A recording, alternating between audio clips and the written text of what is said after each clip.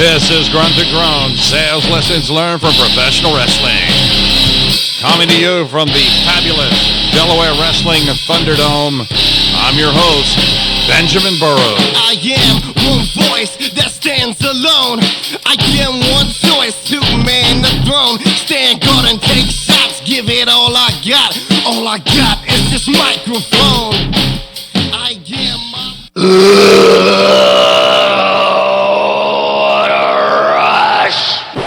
Reach for the sky, boy. Hey, everybody, this is Billy Gunn. Hi, this is Glasgow, Delaware Kit Kat. Hey, it's me, the mouth of the South, Jimmy Hart. This is the Birdman Coco Beware. Hey, this is Leo Rush. In Macho Madness, yeah.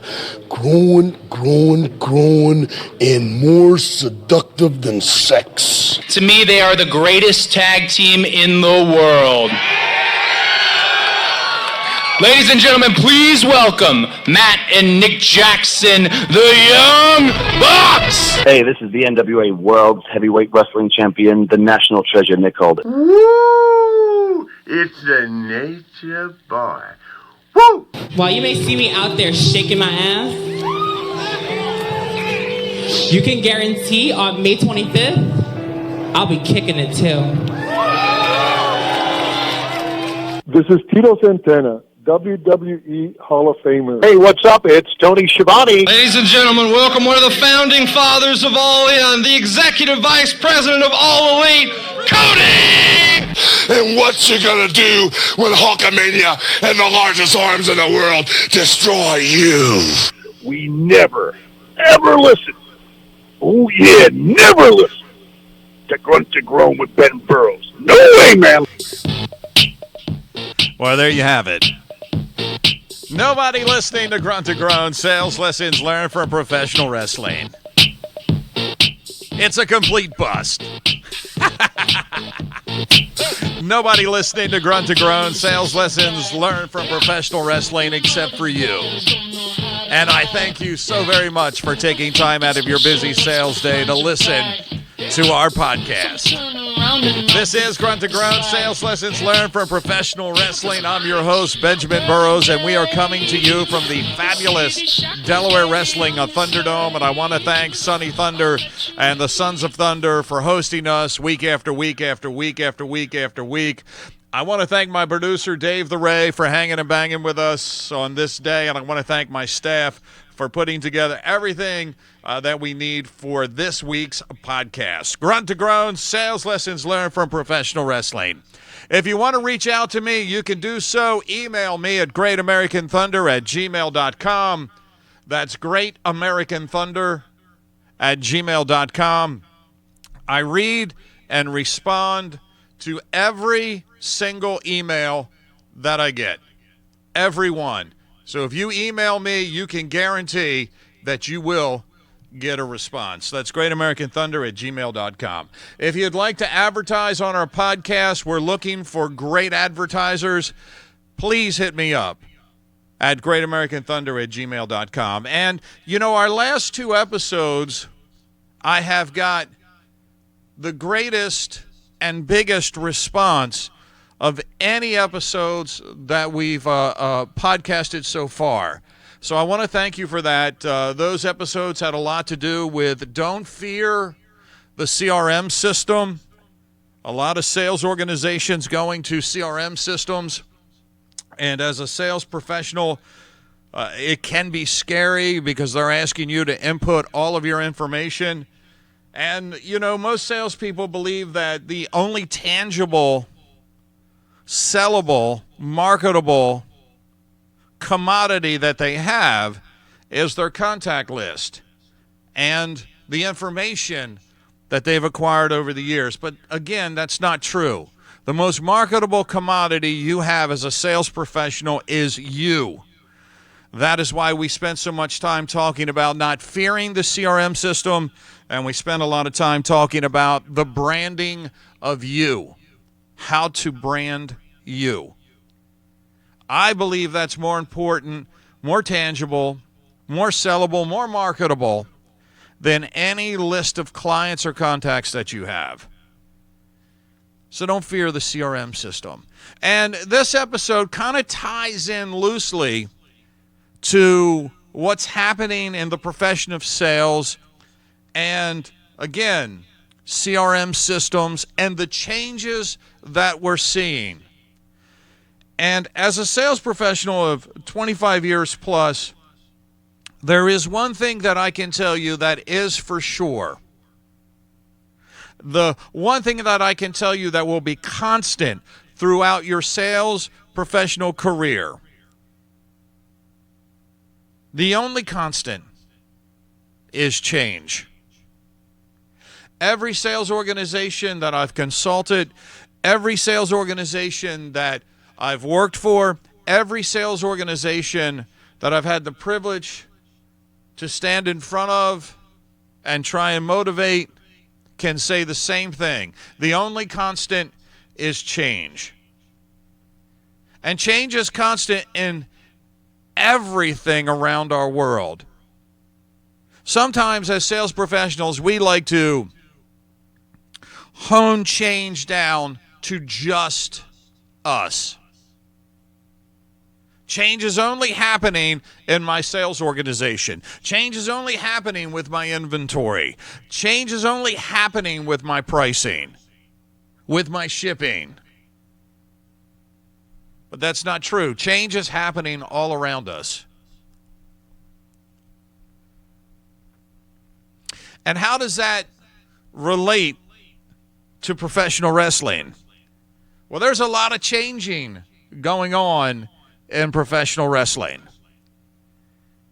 If you're a fan of professional wrestling, you see it. If you're not a fan of professional wrestling, let me explain it to you. The king of professional wrestling has always been, and may always well be, the WWE. Vince McMahon and his brain trust. They rule the roost. They are the kings and queens of the game, the leaders in the industry. But recently, there's been some challenges. Some challengers have stepped up to the plate and said, we want to challenge the kingdom in professional wrestling. Some of those challengers, Ring of Honor. I love Ring of Honor. Great product.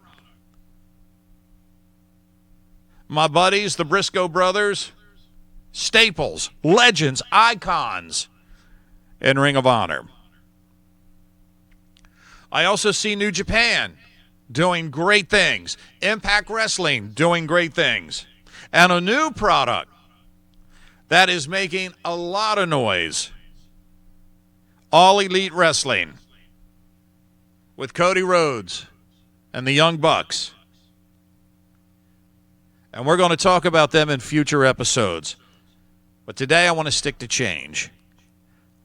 So the WWE now has competition from Ring of Honor and All Elite, New Japan and Impact.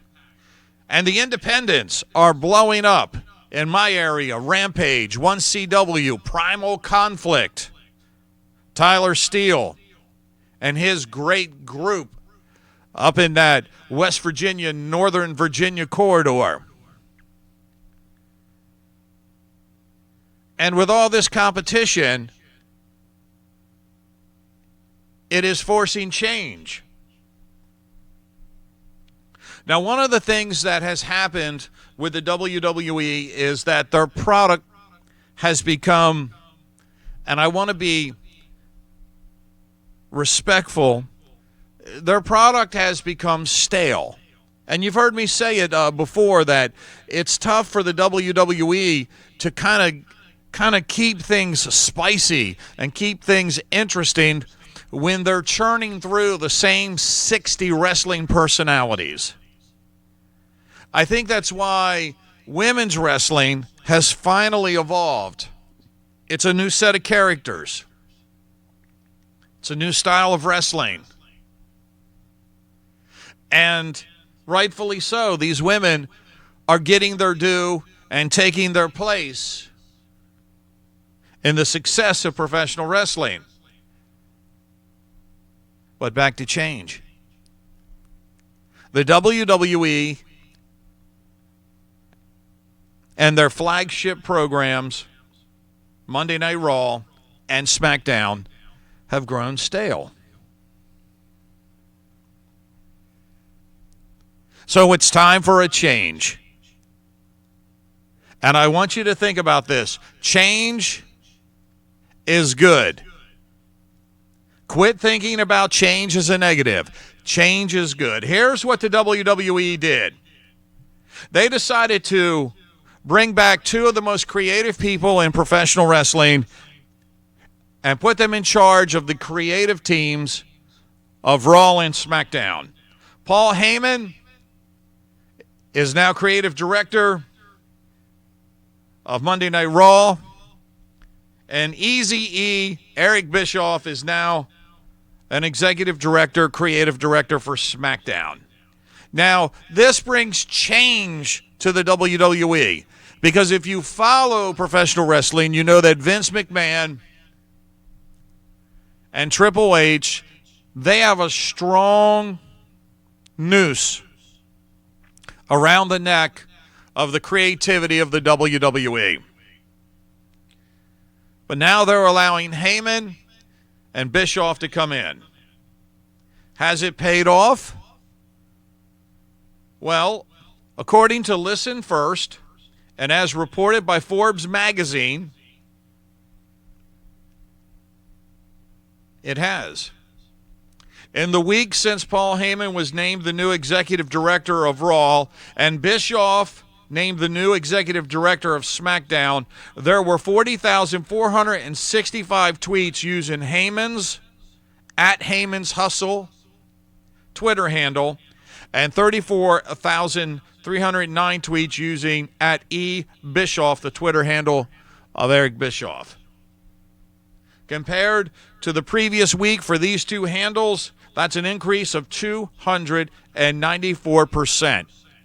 You see, what happened is, by naming these two, the WWE advanced itself to its fans and to professional wrestling fans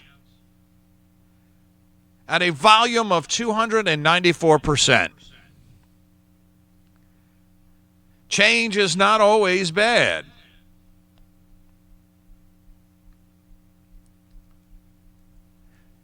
And the conversation, the digital conversation around Raw increased. The first week Heyman was named executive director by 23%. SmackDown saw a digital increase of 10%. Change is good. And as sales professionals, there's a lesson here for us to learn that change is not always negative. It always doesn't bring doom and gloom. Change can bring a new and exciting time, a new and an exciting season to our sales professional career.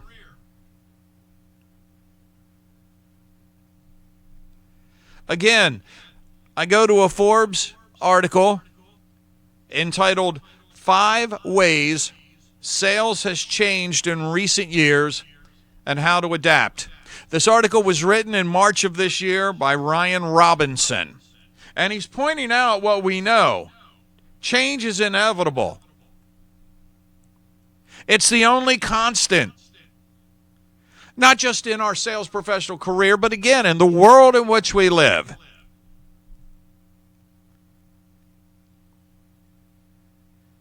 And the benefits from change can elevate our sales professional career.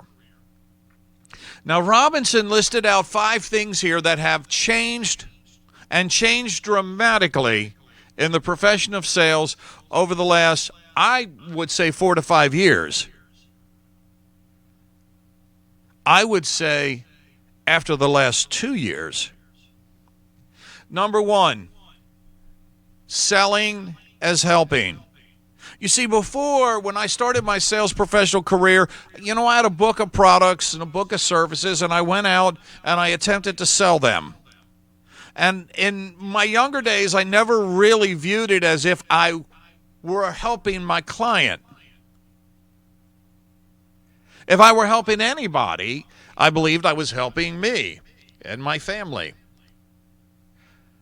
Now, as I've evolved as a sales professional and experienced successes and failures, I realize that today, helping my clients is the most important thing that I can do. It is a complete change and shift in my paradigm. And I've seen this evolve, like I said, over the last 2 years.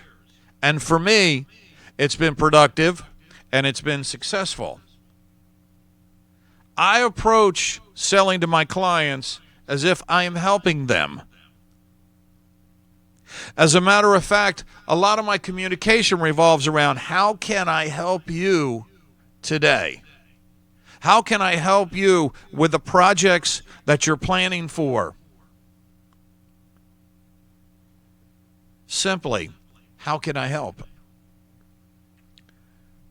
Robinson also says in his article, point number 2, that to be successful in the ever-changing world of sales, that you must sell to yourself first. Again, I use myself as an example. Back when I started my sales professional career, I was selling products, I was selling commodities. And I never really thought about testing any of those products. And very rarely did I try any of those products. So without having some kind of history with those products, how did I even know that they worked? Today I test products. I have samples sent to my home. I use them. My wife uses them. And if we approve of the product, that's the product I go out and sell. You have to believe in the products that you represent, and you have to ask the question, would I use those products? Point number 3 in how sales is changing, new touch points. When I started my sales career some 25 years ago, I was told by my managers and instructed by senior sales professionals that it would take 2 to 5 touch points in order to get a close. I had to be in touch with that client no less than 2 times and probably no more than 5, and I would win the business. Well, in today's digital world, where a client can fact check anything in an instant, can check your pricing just by going online, Robinson says it takes 7 to 10 touch points for the close. Now, with that said, touch points have changed. 25 years ago, a touch point meant either by the phone or physical. Today, a touch point can include an email or a text. And that leads into point 4. With more touch points, there has become this rise in content marketing. For every email you send out, send a PDF of the product you're talking about or a video link. Something that can better educate the client on the decision they're getting ready to make. And the beautiful thing about the digital footprint of today is content on your product is very accessible. And number 5, gone are the days of mass emails, Today, the client has a need to be an individual, and we have to treat them like individuals.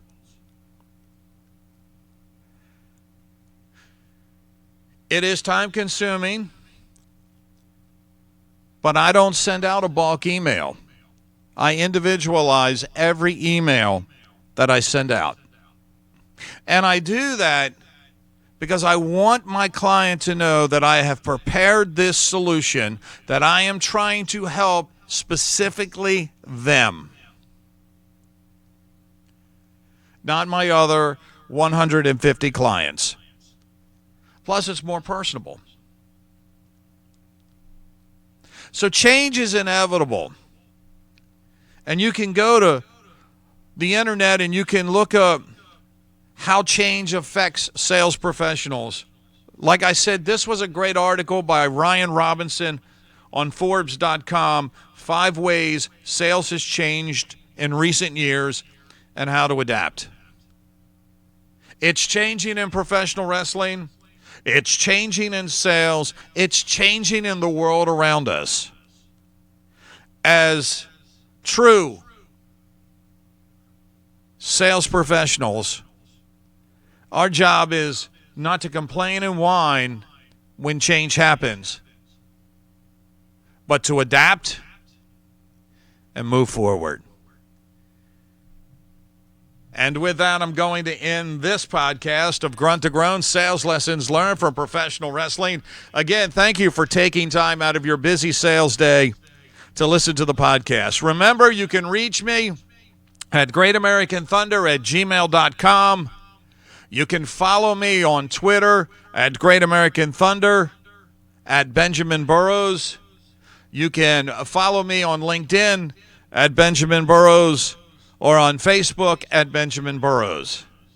And if you want to buy the book, Grunt to Groan, Sales Lessons Learned from Professional Wrestling, it's available at Amazon.com, BarnesandNobles.com, Walmart.com. It's available at just about any .com that you could go onto the internet and find. It's called Grunt to Groan, Sales Lessons Learned from Professional Wrestling. Again, thank you very much for taking time to listen to the podcast. Go out and have yourself a great day. And remember, you are the great American thunder on which this nation rolls, because nothing happens until something is sold, until you sell it. So why are you listening to me? Get out there, sell something. One voice that stands alone. I get one choice to man the throne. Stand guard and take shots. Give it all I got. All I got is this mic